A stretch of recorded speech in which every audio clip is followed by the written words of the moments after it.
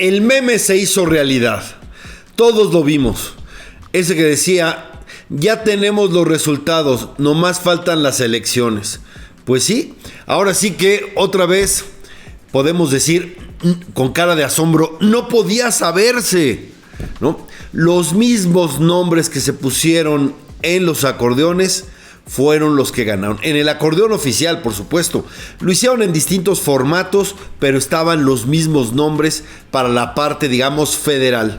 Los 9 ministros de la Suprema Corte. Los 5 del Tribunal de Disciplina Judicial, que es la Santa Inquisición. Y los 2 magistrados del Tribunal Superior, que se supone que van a completar de aquí al 27 el Tribunal Electoral. Los mismos, tal cual los pusieron en el acordeón. Y claro, el acordeón voló por todos lados, todos vimos los nombres, todos sabíamos. El tema es quién lo hizo, ¿no? Porque evidentemente no lo decidieron en Morena. Morena lo difundió, los gobiernos lo difundieron, pero no lo decidieron ahí. ¿Ustedes creen que las tribus de Morena se iban a poner de acuerdo teniendo ellos sus jaloneos? Vino del Olimpo, dijeron, es esta la lista, y efectivamente estos cayeron. Y algunos que eran pues pejistas, morenistas, que estaban ahí con alguna ilusión, pues los dejaron fuera del acordeón. Entonces, los que llegaron ahí no solo están en deuda con quien los puso en la boleta, tienen sobre todo deuda con quien los puso en el acordeón, ¿no?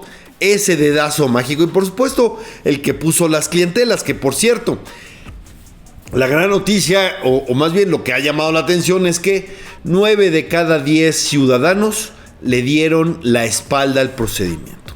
No solo porque finalmente no fueron 13 millones, como dijeron, fueron 12 millones. Pero no solo fueron los 12 millones que fueron a votar, que solamente son el 12% del padrón, sino que además la cantidad de votos nulos y la cantidad de votos en blanco, es decir, de votos que no cuentan, son muy grandes. Solamente del total de votos de estos, porque recuerden que se voten por 9, fueron el 23%, ese es el último número, 23% de número de votos nulos.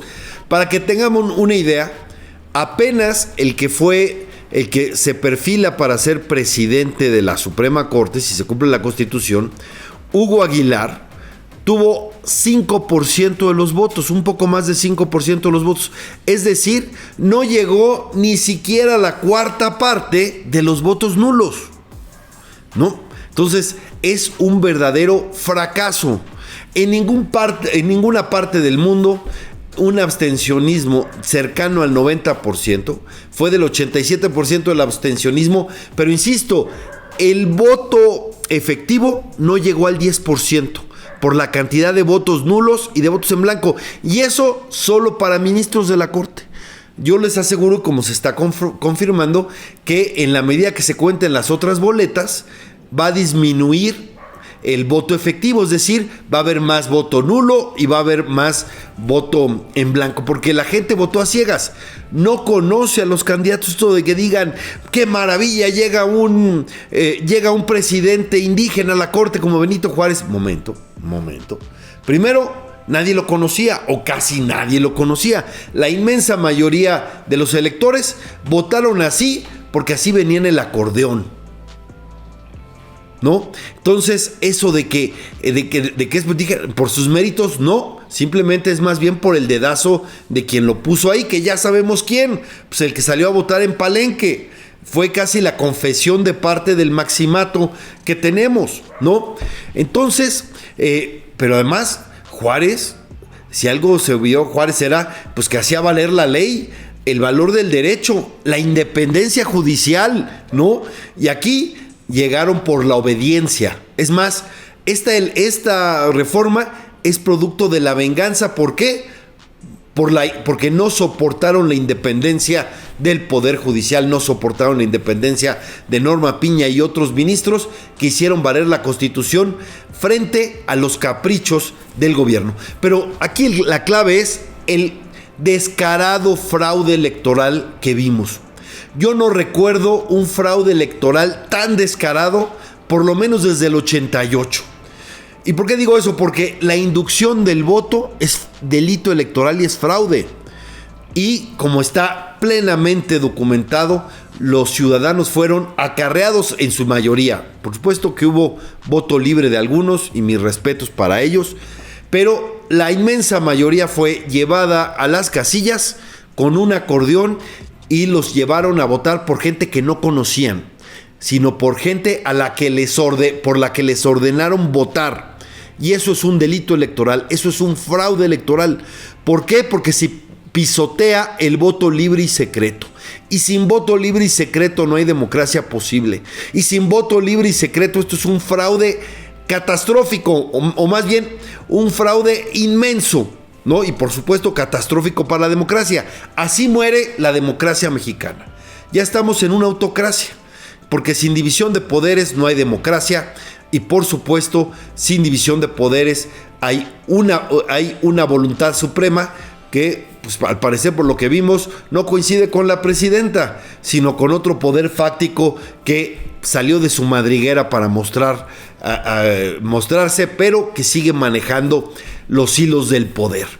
Y simplemente decir, este es el fraude electoral más descarado que yo haya visto.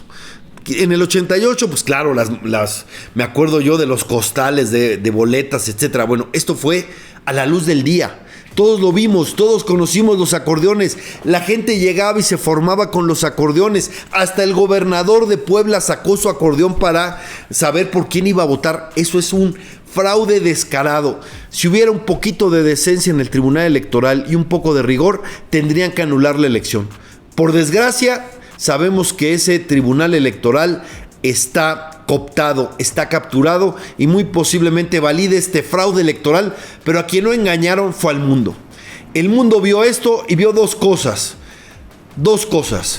Esta elección estuvo marcada por el abstencionismo, es decir, por el desprecio de los ciudadanos libres, y dos, por el fraude electoral, que es la inducción del voto. Y eso es lo que va a decir seguramente la admisión de la OEA que lo vio, eso es lo que dice la opinión pública, eso es lo que todos vimos. Fue un robo en despoblado, y así nace la autocracia. Y claro, dirán, ¿y qué les importa a ellos la legitimidad? Si finalmente se salieron con la suya, si finalmente van a tener el control político del Poder Judicial y van a tener un control político que ni siquiera el priato de antes tuvo, ¿no? Porque ahora todo se lo van a deber al favor político de quien los puso ahí. Dirán, sí, pero hay una cosa. La ilegitimidad es el germen con el cual va a caer este régimen. Porque un régimen autocrático sin legitimidad, ahí está el germen de su caída. Y claro que se lo vamos a recordar, porque la lucha por la democracia, ahora ya no por defender la democracia, sino por recuperar la democracia, ha comenzado. Y que haya habido una marcha el mismo día que se dio esta farsa, te demuestra que hay una ciudadanía que no se rinde, y la esperanza siempre renace entre los que no se rinden.